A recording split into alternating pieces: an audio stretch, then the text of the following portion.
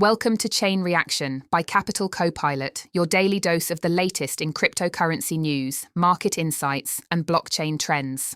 Let's get started. MicroStrategy faces a critical test as Bitcoin volatility brings the company's holdings near break-even, while institutions dump over $5 billion in Wall Street exposure to the stock. Bitcoin continues consolidating in the mid-80s. XRP and Dogecoin ETFs launch amid intense market scrutiny, and DeFi confronts a $12 billion liquidity crisis. Bitcoin trades at $86,263 this morning, down 32% from its October all-time high. This decline has pushed MicroStrategy's massive Bitcoin treasury close to break-even at approximately $74,400 per coin. While this doesn't trigger margin calls, the real pressure point arrives September 15, 2027, when holders of $1 billion in convertible notes receive their first put option. Without meaningful share price appreciation, MicroStrategy would need to raise capital or liquidate Bitcoin to repay holders in cash.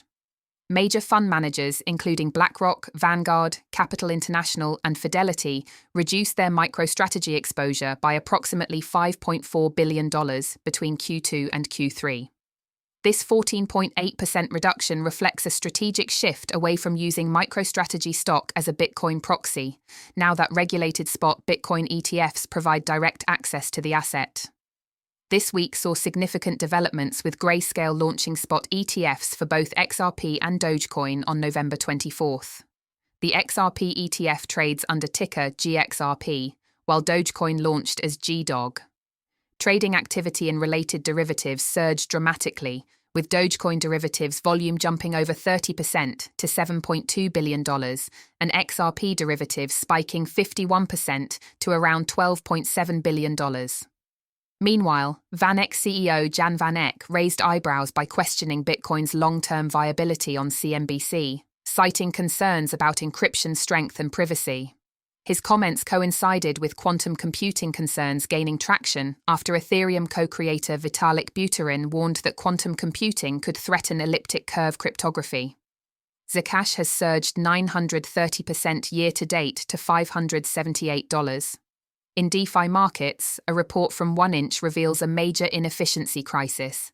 Approximately $12 billion in liquidity sits idle across major platforms, including Uniswap and Curve, with 83 to 95% of capital failing to generate returns.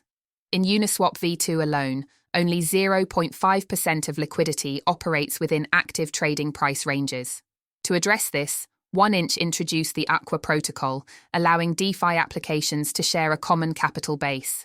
As passive Bitcoin holdings face pressure, institutions are shifting toward active yield generation. The BTCFI market has exploded from approximately $200 million last October to a peak of around $9 billion. Anchorage Digital and Meso now offer institutions a BTCFI pathway, borrowing against Bitcoin using Meso's MUSD stablecoin at fixed rates starting at 1%. That's a wrap for today's edition of Chain Reaction by Capital Copilot. We hope you're feeling more informed and ready to navigate the cryptoverse. Until next time, keep your digital wallets ready.